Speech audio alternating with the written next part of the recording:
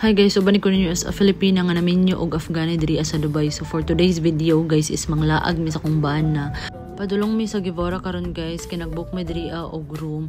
So ang Gevora is the highest hotel in the world ni siya. Summer na diri sa Dubai karon guys, so daghan kay og promotion sa mga hotel. Ang kasagaran diri is nag 50% off. Mao ni mong ginabuhat pag July diri or August kay barato ra jud kay lang mga hotel. So kini siya is nabook lang nako for 220 dirhams. So barato ra jud kay siya compare sa iyang price nga maabot og 1,000 if ever winter diri as. Nami sa 15th floor karon guys. So one day lang ni siya nga nabook. So kani siya is hotel and apartment ni siya with free breakfast na din akong nabook. Actually na-excite lang jud ko sa breakfast ani guys kay buffet man siya ba. So daghan kay kang pagpilian. And then continental pod ni ilang hotel. So mga gawas na mi guys kay mag-dinner na mi alas 9 na day mi naabot diri kay nag-duty pa mi ganina. So nag-check pa mi diri gi-apil pa na ko ni akong bana. So kani akong bana guys isinganin lang siya no pero mayaga-yagaan jud mo na siya and then magsunod-sunod ra na siya sa kung gusto. So nami diri sa ilahang seka at 12th floor ni siya na diri ang swimming pool and then gi-check na mo kung unsay naa kay magtan-aw ta mi sa ilahang restaurant kay naa siya 20% off kung mukaon ka diri. So pag check na ko diri kay sarado na ilahang pool 10 PM lang day taman ilang pool.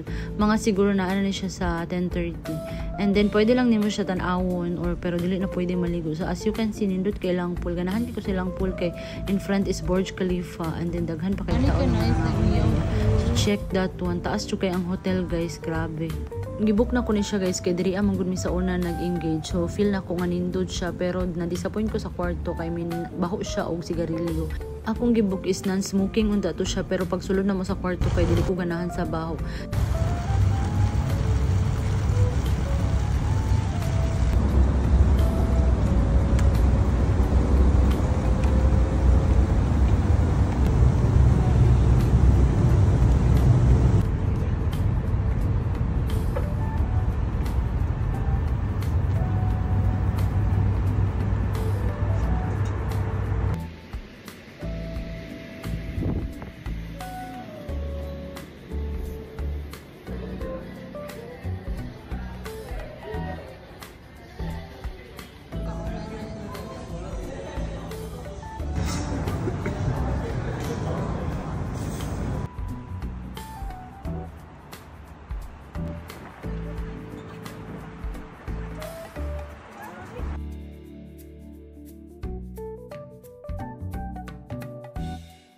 Dugay-dugay ba yun may nagka-menu ani akong bana kay 5 years pa mi bago mi gikasal ani niya. Naka-decide mi nga magpakasal kay murag nanambok na gyud mi sa uban aning duha.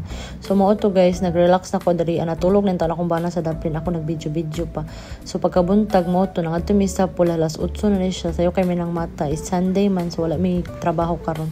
So mag-relax unta mi niya init man kaayo no na ami sa mga tao nga nag-swimming. So mo na ilang pool diri diri ako sa daplin nag-video kay wala kay mga tao diri. Maunang kung gusto jud ka makaipon diri sa Dubai no pagkatabang na lang jud kay napa kay maipon kay ang balay diri ang mahal kaayo ang pagkaon sa gawas mahal kaayo magbayad pa ka og kanang imong transportation. So ang advice na ko sa inyo kung mag-abroad mo gusto mo mag-ipon ay pagbalay na lang panarbaho oy kay sa una bitaw nga balay pa kung trabaho gamay ra kung sweldo ay nakaipon-ipon pa ko nakapalit pa ko og ref og TV. So karon wa na gyud in tawon kay magsige na lang tag gasto ani. Pero pasalamat na jud ko ani akong bana guys no kay nahimo na gyud akong sugar daddy ay tan-awa gud na siya umura gyud ni sugar daddy nga bata-bata pa nag-display sa iyang lawas diri sa mga ngutana kung asa may nagkailan niya akong bana guys sa dating app ra gyud in tawon magulang ko ani niya upat ka tuig bata-bata pa gyud in tawon ning tawhana.